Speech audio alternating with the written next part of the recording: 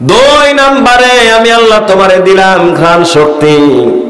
নাকের মধ্যে মুখে খাবার দেওয়ার আগে নাক আপনাকে সিগন্যাল দেয়, আব্দুল খালেক এই খাবারটা খায়ও না, এটা একটু ঘ্রাণযুক্ত দুর্গন্ধযুক্ত হয়ে গেছে, এটা 3 দিনের পুরাতন খাবার, এটা খেয়ো না। আবার নাকটা ঠিক মুখের আগে দিলেন, উপরে দিলেন, মুখের ঠিক উপরে দিলেন। মুখে যখন খাবার দিবেন নাক অটোমেটিকলি আপনাকে সিগন্যাল দেবে এটা তোমার জন্য স্বাস্থ্যসম্মত না। নাকটাকে আল্লাহ তাআলা যদি বগলের নিচে দিত, মুখে দেওয়ার আগে দেওয়া লাগতো বগলের নিচেই। কথা বলেন না কেন? এই জন্য আল্লাহ বলছেন লাকাদ খালাকনাল ইনসানা ফি আহসানি তাকওয়িম। জোরে বলেন আল্লাহু আকবার। নিশ্চয় আমি মানুষদেরকে সবচাইতে সুন্দর আকৃতি দিয়ে সৃষ্টি করছি। আল্লাহ তাআলা ঠিক নাকটা মুখের উপরে দিলেন, ঘ্রাণ নেওয়ার শক্তি দিলেন। 3 নম্বরে আল্লাহ তাআলা বলেন খালাকাল ইনসানা ওয়াল্লামাহুল বায়ান।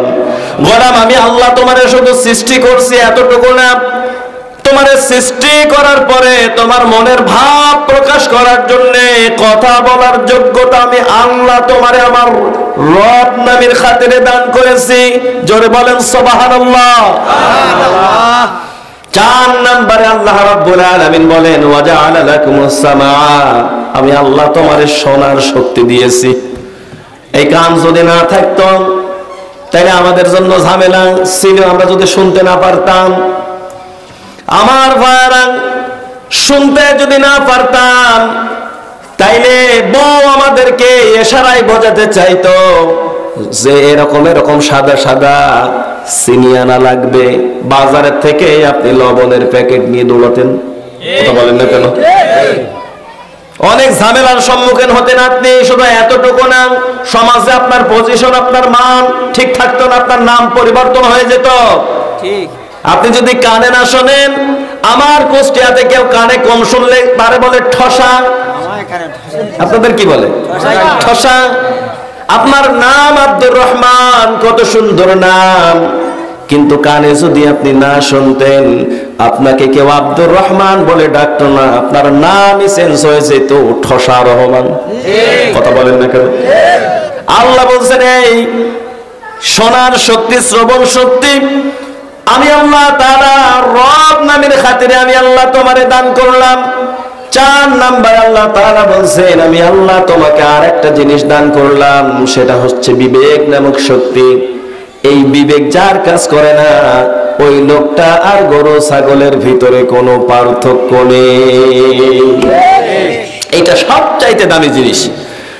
আল্লাহ রাব্বুল আলামিন বলেন ইন্না শাররাদ দাওয়াবি ইনদাল্লাহিস সুম্মুল বুকমুল লাযীনা লা ইয়াকিলুন। সবচাইতে নির্বোধ হচ্ছে ওই ব্যক্তি যে তার বিবেক কাজে লাগায় না। এই জন্য বিবেক নামক যে শক্তি আল্লাহ তাআলা আমাদেরকে দিয়েছেন, অবশ্যই এই বিবেক নামক শক্তি দিয়ে আমাদেরকে চিন্তা করা লাগবে। আল্লাহর সৃষ্টি নিয়ে চিন্তা করবেন, গবেষণা করবেন। রবের সৃষ্টি নিয়ে আপনি যত গবেষণা করবেন, রবের পায়ে সেজদা দেওয়ার মতো তত মন আল্লাহ তাআলা তৈরি করে দিবেন। আমার ভাইরা, এই জন্য আল্লাহ তাআলার নিদর্শন দেখবেন। আল্লাহ তাআলা বলছেন আমার নিদর্শন শুনবা, শোনো। ومن آياته منامكم بالليل والنهار وابتغاؤكم من فضله إن في ذلك لآيات لقوم يسمعون। জোরে বলেন আল্লাহু আকবার। কোরআনে কারীমের সূরা রুম থেকে শোনাচ্ছি 21 নম্বর পারাতে আছে আল্লাহ তাআলা বলেন আমার অনেক নিদর্শন আছে, আর আমার নিদর্শনের মাঝে অন্যতম নিদর্শন আমি আল্লাহ রাত আর দিন নামক 2টা জিনিস তৈরি করছি। পড়েন সুবহানাল্লাহ। যদি সব সময় রাত থাকতো তাইলে ঝামেলা ছিল। আর যদি সব সময় দিন থাকতো তাইলেও সমস্যা ছিল। এখন আপনি বলবেন সব সময় দিন থাকলে আর কি সমস্যা? আল্লাহ বলছেন না, দিন এবং রাত কেন দিয়েছি শোনো। وَجَعَلْنَا نَوْمَكُمْ سُبَاتًا وَجَعَلْنَا اللَّيْلَ لِبَاسًا وَجَعَلْنَا النَّهَارَ مَعَاشًا। আল্লাহ তাআলা বলছেন দিন এবং রাত দুইটা জিনিস আমি আল্লাহ তাআলা তৈরি করলাম। রাত দিলাম তোমাদেরকে আস্বাদন করার জন্য, আয়েশ করার জন্য, ঘুমানোর জন্য। সারাদিন ভ্যান চালক ভ্যান চালিয়েছে, কৃষক জমিতে পাট টানছে, ধান কাটছে, এরপরে পেঁয়াজের জমিতে আকলামি দিয়েছে, ক্লান্ত শ্লান্ত শরীর। এশার নামাজের পরে যখন একটু খাবার খাওয়ার পরে যখন বিছানায় যাবে, আল্লাহ বলছেন রাতের বেলায় আমি আল্লাহ করে আরামের ঘুম পাড়ায় দেব। সারাদিন যত পরিশ্রম করবে, রাতের বেলা যখন সে বিছানায় যাবে, ঘুমাবে, ঘুমের মাধ্যমে আমি আল্লাহ তার সারা দিনের কর্মক্লান্তিটাকে আমি আল্লাহ দূর করে দেব, যাতে করে আগামী দিন নতুন উদ্দীপনা নিয়ে আমার বান্দা তার নিজ নিজ কাজে লেগে পড়তে পারে। সুবহানাল্লাহ। যত ক্লান্তি, যত কষ্ট, রাতে ঘুমাবেন, সকালবেলা আবার মুড ফ্রেশ, শরীর ফ্রেশ, ঠিক কিনা? আল্লাহ তাআলা বলছেন রাতকে দিলাম আস্বাদন করার জন্য, আরাম করার জন্য, আয়েশ করার জন্য, ঘুমানোর জন্য, আর দিনকে দিলাম হাঁটা চলা করার জন্য। আল্লাহ তাআলা বলছেন আমার নিদর্শন হচ্ছে রাত আর দিন। রাত দিয়েছি এই জন্যে মানামুকুম বিল্লাইল, রাতের বেলা তোমরা ঘুমাবা। কি বলতেছেন? মুরব্বীরা বলে, আমি আমার জেলার মুরব্বীদের মুখে শুনছি দিনে ঘুমায় রাতে জাগে। হ্যাঁ, তার রোগ এই দেখেন, মুরব্বী পাশে দরকার আছে। দিনে ঘুমায় রাতে জাগে, তার রোগ সকলের আগে। আল্লাহ তাআলা প্রেসক্রিপশন করে দিয়েছেন এই কারণে, ওয়াজআলনা নাওমাকুম সুবাতা ওয়াজআলনাল লাইলা লিবাসা ওয়া মিন আয়াতিহি মানামুকুম বিল্লাইল, তোমরা ঘুমাবা রাতে। কখন? রাতে। কিন্তু দুঃখজনক হলেও সত্য, আমরা রাত 2টা পর্যন্ত 3টা পর্যন্ত ফেসবুক চালাই, আর 9টা পর্যন্ত, সকাল 9টা পর্যন্ত ঘুমাই। আছে না নাই? বিশেষ করে যুবকেরা। আমার ভারত, আমরা আল্লাহর প্রেসক্রিপশনের বাইরে চলতেছি। এই জন্য আল্লাহ তাআলা বলছেন ওয়া মিন আয়াতিহি মানামুকুম বিল-লাইলি ওয়ান-নাহারি ওয়া ইবতিগাউকুম মিন ফাদলিহি ইন্না ফি যালিকা লাআয়াতিন লিকাওমিন ইয়াসমাউন। জোরে বলেন আল্লাহু আকবার। আল্লাহ তাআলা বলেন রাতকে দিলাম তোমাদের জন্য ঘুমানোর জন্য, আর দিনকে দিলাম ওয়া ইবতিগাউকুম মিন ফাদলিহি, যাতে আমার নৈকট্য হাসিল করতে পারো, রিজিক তালাশ করতে পারো। শিক্ষক তার প্রতিষ্ঠানে চলে যাবে, কৃষক জমিনের মধ্যে চলে যাবে, ব্যবসায়ী দোকানটা খুলে বসবে, এরপরে ভ্যান চালক, রিকশা চালক তার ভ্যানটা, রিকশাটা নিয়ে সে রাস্তায় বের হয়ে যাবে। আল্লাহ তাআলা বলছেন ইন্না ফি যালিকা লাআয়াতিন লিকাওমিন ইয়াসমাউন, নিশ্চয় যারা শোনার মতো শক্তি যাদের আছে তাদের জন্য এইটার মধ্যে নিদর্শন আছে, শিক্ষা আছে। সুবহানাল্লাহ, সুবহানাল্লাহ। আমার ভাইরা, এই জন্য আল্লাহ তাআলা আমাদেরকে অনেক কিছু দিয়েছেন, অনেক নিয়ামত দিয়েছেন, অনেক আয়াত আল্লাহর আছে। কিন্তু যত নিয়ামত আল্লাহ তাআলা বান্দাদেরকে দিয়েছেন, সবচাইতে বড় নিয়ামতের প্রমাণ দিয়েছেন আল্লাহ বান্দার প্রতি কোরআন নাযিল করে। সুবহানাল্লাহ, সুবহানাল্লাহ। আল্লাহ তাআলা বলেন সুতরাং ফাবিযালিকা ফালিয়াফরাহু, এই কোরআন যারা শোনার সুযোগ পেয়ে গেল, বোঝার সুযোগ পেয়ে গেল, এই লোকগুলো যেন খুশি হয়ে যায়, এই লোকগুলো যেন আনন্দ করে। আপনি কেন আনন্দ করবেন? আল্লাহ নিজে ব্যাখ্যা দিচ্ছেন হুয়া খায়রুম মিম্মা ইয়াজমাউন, তামাম পৃথিবীর মানুষ যা গেইন করে, যা অ্যাচিভ করে, যা অর্জন করে, সব থেকে কোরআন কারীম শ্রেষ্ঠ সম্পদ। সুবহানাল্লাহ বলতে পারেন না? কিন্তু আফসোস আর দুঃখজনক হলেও সত্য, ইসলামিক ফাউন্ডেশন একটা তথ্য দিয়েছে, এই দেশে 100 জন মুসলমানের মধ্যে 95% মুসলমান কোরআন পড়তে পারে না। কথা বলেন না কেন? আমার ভাইরা, ছেলের জন্য ইংলিশ হাউস টিউটর রাখছে, মাসে 15 দিন পড়ায়, এরপরে বেতন দেয় স্যারের 4000, 5000, 3000, আরো ভালো ভালো নাস্তা পানি মাঝে মাঝে দাওয়াত করে খাওয়ার কোনো অসুবিধা নেই।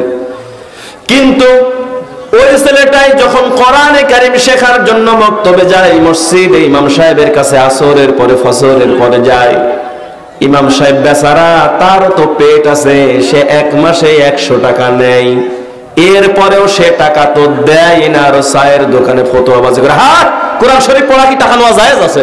ওরে শয়তান, আছে না নেই? এইরকম লোক প্রত্যেক সমাজে আপনি পাবেন।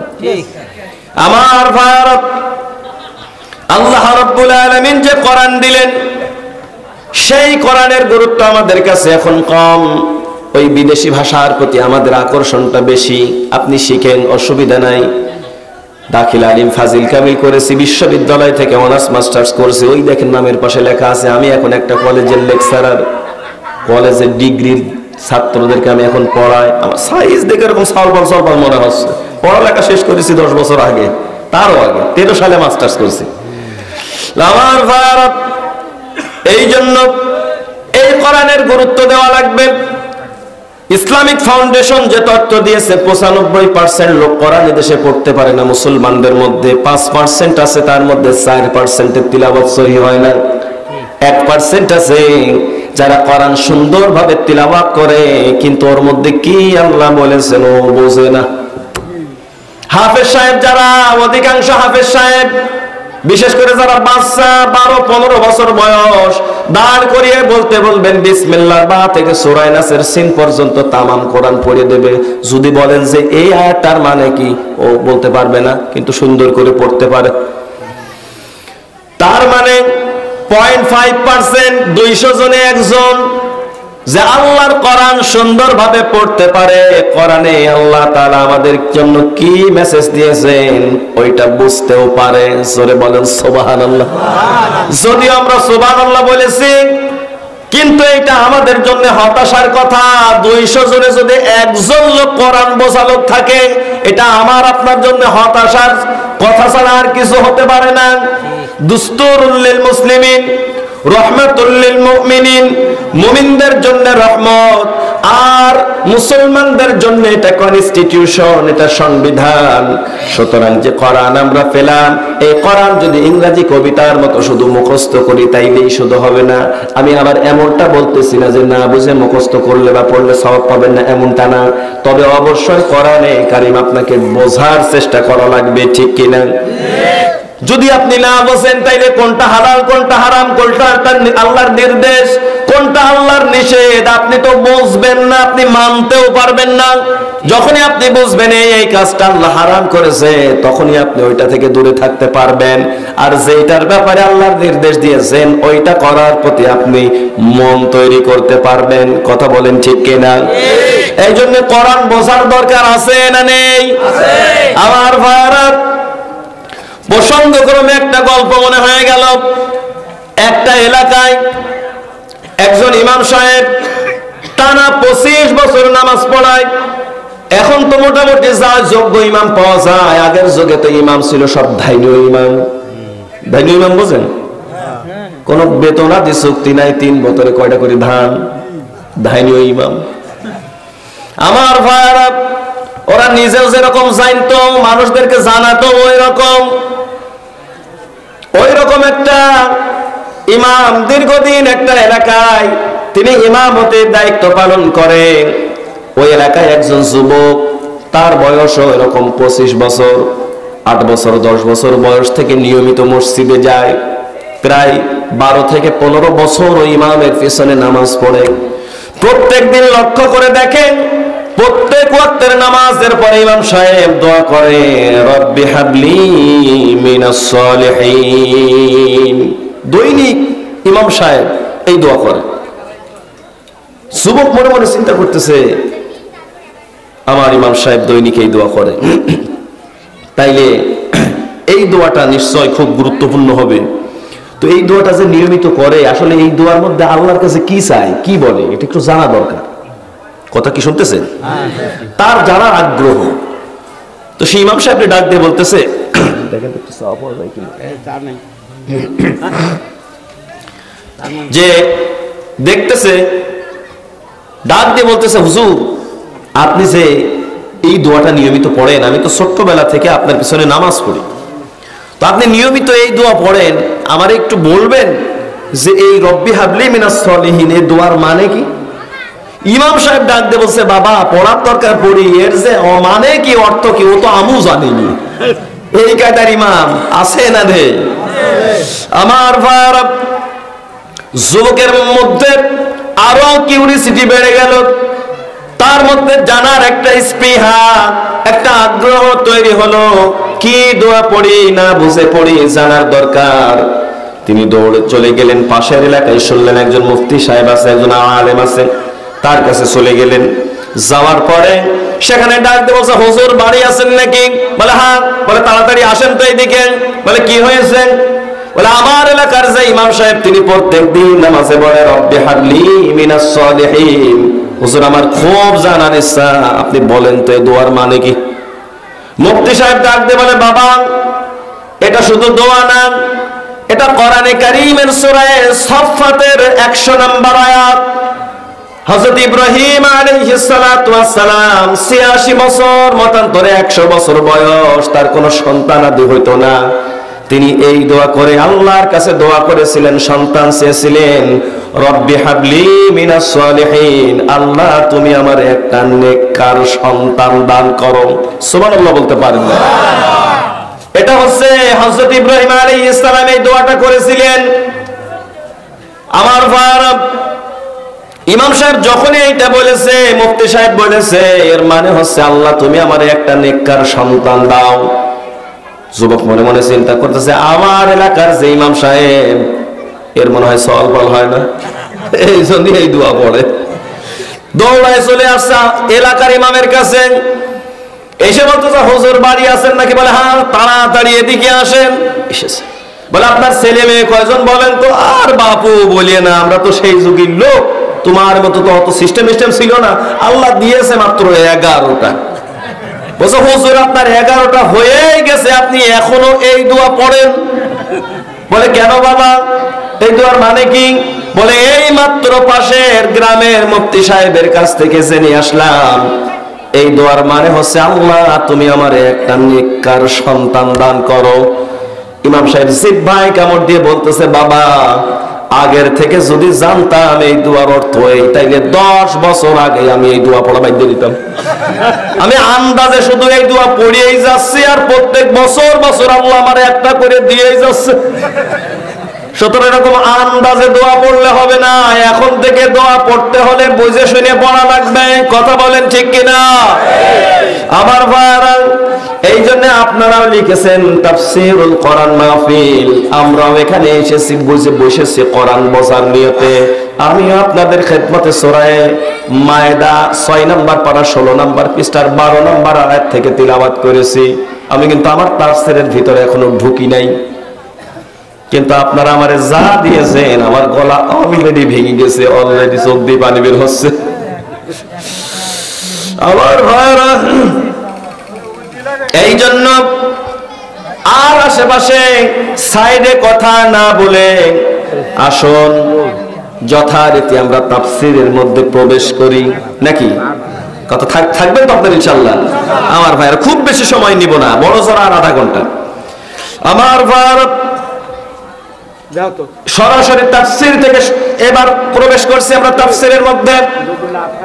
আমার ভাইরা, আজকে আমি আপনাদের জন্য আলোচনার সাবজেক্ট নিয়েছি, মুমিনরা বন্ধু বানাবে কাদেরকে এবং কিভাবে। কারণ বন্ধু এটা দুনিয়ার বিষয় না, বন্ধু এই বিষয়টা আখিরাতের সঙ্গে সম্পর্কিত। যার বন্ধু যত ভালো, তার কর্ম তত ভালো, ঠিক কিনা? বিড়িখোর, মদখোর, তাড়িখোর, এই সমস্ত চরিত্রের লোকদের বন্ধু কখনো নেককার, নামাজি, তাহাজ্জুদ গুজারি হয় না। গাঁজাখোরের সঙ্গে পীড়িত থাকে, গাঁজাখোরের। কথা বলেন না কেন? এই জন্য রাসূল বলছেন আল মারহু মা মান হাব্বান, যার সঙ্গে যার ভালোবাসা হবে কিয়ামতের দিন আল্লাহ তার সঙ্গে তার হাসর করাবে। এই কারণে বন্ধুত্ব যদি করতে হয় নেককার মানুষদের সঙ্গে বন্ধুত্ব করা লাগবে। কথা বলেন ঠিক কিনা? আল্লাহ রাব্বুল আলামিন বলছেন ইয়া আইয়ুহাল্লাযীনা আমানু তাকুল্লাহা ওয়া কুনু মাস-সাদিকিন। ওরে পৃথিবীতে যারা ঈমানের দাবি করো, আল্লাহরে ভয় করো, আর পৃথিবীতে যারা নেককার আছে তোমরা তাদের সঙ্গী হয়ে যাও। জোরে বলেন সুবহানাল্লাহ। এইজন্য আপনার চলাফেরা সব সময় হবে নেককার মানুষের সঙ্গে। আপনার বন্ধুত্ব করতে হলে মসজিদের ইমাম সাহেবের সঙ্গে করেন। আপনার এক কাপ চা যদি খাওয়াইতে হয় মুয়াজ্জিন সাহেবরে খাওয়ান। আপনার যদি একদিন দাওয়াত করে খাওয়াইতে হয় সামনের কাতারের 5 ওয়াক্ত একজন নামাজিকে একদিন মহব্বত করে বাসার উপরে নিয়ে যান। আল মারহু মা মান হাব্বান, যার সঙ্গে যার ভালোবাসা হবে তার সঙ্গে আপনাকে কিয়ামতের দিন আল্লাহ তুলবে। নেককার মানুষের সঙ্গে যদি বন্ধুত্ব হয় আখিরাতে নেকির পাল্লা ভারী হয়। কথা বলেন ঠিক কিনা? আপনি যদি নেককার মানুষের পাশে থাকেন, বসেন, আপনারে ডাক দিয়ে বলবে ভাই 5 ওয়াক্ত নামাজ জামাতে পড়েন তো, ফজরের পরের কোরআন পড়েন তো, আপনি জানেন তো ইন্না কুরআনাল ফাজরি কানা মাশহুদা, নিশ্চয় ফজরের পরের তেলাওয়াতকৃত কোরআন কিয়ামতের দিন আল্লাহর সামনে আপনাদের পক্ষে সাক্ষ্য দিবে। সুবহানাল্লাহ। এইজন্য অন্য সময়ের তেলাওয়াতের থেকে ফজরের সময়ের তেলাওয়াতের গুরুত্ব বেশি না কম? বেশি। আপনারা কথা বুঝতেছেন তো? ইনশাআল্লাহ ফজরের পরে কোরআনের গুরুত্বটা, তেলাওয়াতের গুরুত্বটা বেশি। ইন্না কুরআনাল ফাজরি কানা মাশহুদা, ফজরের পরে তেলাওয়াতকৃত কোরআন কিয়ামতের দিন আপনাদের পক্ষে আল্লাহর সামনে সাক্ষ্য দান করবে। সুবহানাল্লাহ। কিয়ামতের দিন যার পক্ষে সাক্ষী বা সাক্ষ্য যত বেশি হবে আল্লাহ তাআলা তার হিসাবটাকে তত সহজ করে দেবেন। সুবহানাল্লাহ। আমার ভাইরা, এই জন্য দুনিয়ার মানুষের সঙ্গে বন্ধুত্ব করতে গেলে নেককার মানুষের সঙ্গে বন্ধুত্ব করবেন। সে আপনার আমলের ব্যাপারে খোঁজ নেবে। ভাই জমি জমা বন্টন করতেছেন, ছেলের হক মেয়ের হক ঠিক করে দিয়েছেন তো, নাকি মেয়েরটা মেরে ছেলেরে দিয়েছেন, ছেলেরটা মেরে মেয়েরে দিয়েছেন? এইরকম হাজি গাজি মুসল্লি দেশে আছে না নাই? হজ করে আসে 3টা মেয়ে 1টা ছেলে, ছেলে মেয়েদেরকে ফাঁকি দিয়ে আস্তে করে ছেলের নামে জমি লিখে দিয়ে মসজিদের কোনায় যায় নামাজ পড়ে ইল্লাল্লাহ জিকির করে শয়তানের বাসা ভাঙে। একদিন দেখে একজন খুব জোরে জোরে জিকির করে, বললাম ভাই সমস্যা কি? ডান দিক থেকে লা ইলাহা যায় মোটামুটি গতিতে নেয়, কিন্তু বাম দিকে যখন মারে ইল্লাল্লাহর গুতো আলাদা।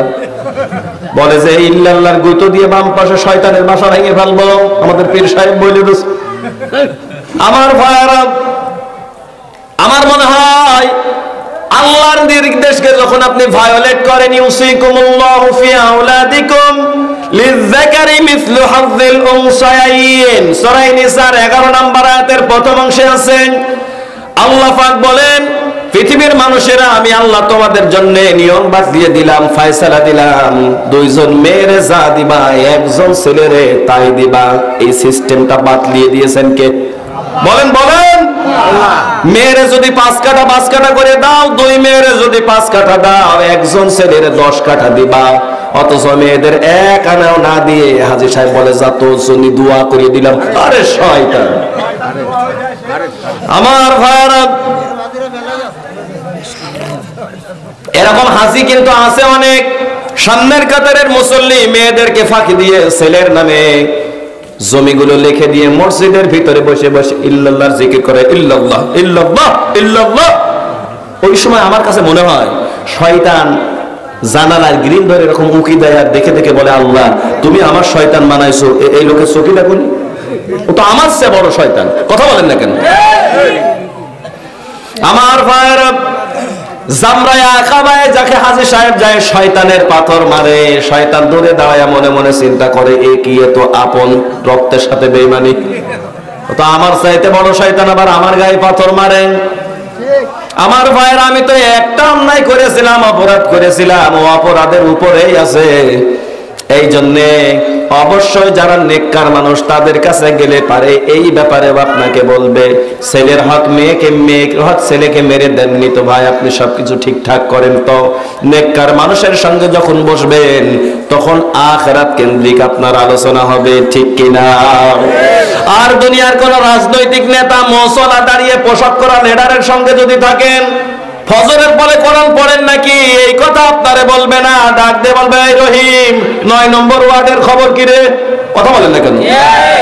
এই জন্য আল্লাহ তাআলা বলছেন, ওয়াকুনু মা'আস সাদিকিন। যারা পৃথিবীতে নেককার সত্যবাদী, আল্লাহ বলছেন তাদের সঙ্গী হয়ে যাও। এই জন্য বন্ধুটা আখিরাতের সঙ্গে সম্পর্কিত। ভালো ছাত্ররা দেখবেন খারাপ ছাত্রদের সঙ্গে বন্ধুত্ব করে না, ঠিক। ওরা এক জায়গায় বসলে পারে আগামী দিনের হোমওয়ার্ক করবে কোন কায়দায়, বন্ধু তুমি করছো কিনা আমার একটু হেল্প করো, সূত্রগুলো তুমি মুখস্থ করছো তো আমার একটু পদ্ধতিটা শেখায় দাও। এরপরে সাইনার কসের মানটা বের করতে পারলে বাকি সবগুলো বের করা যায়। শর্টকাট টেকনিকটা বন্ধু তুমি আমার একটু দেখায় দাও। আমার ভাইরা, ছাত্রের সঙ্গে ভালো ছাত্রের যখন মহব্বত হয় তখন তাদের আলোচনা হয় পড়ালেখা কেন্দ্রিক। আর যদি বাটপার হয়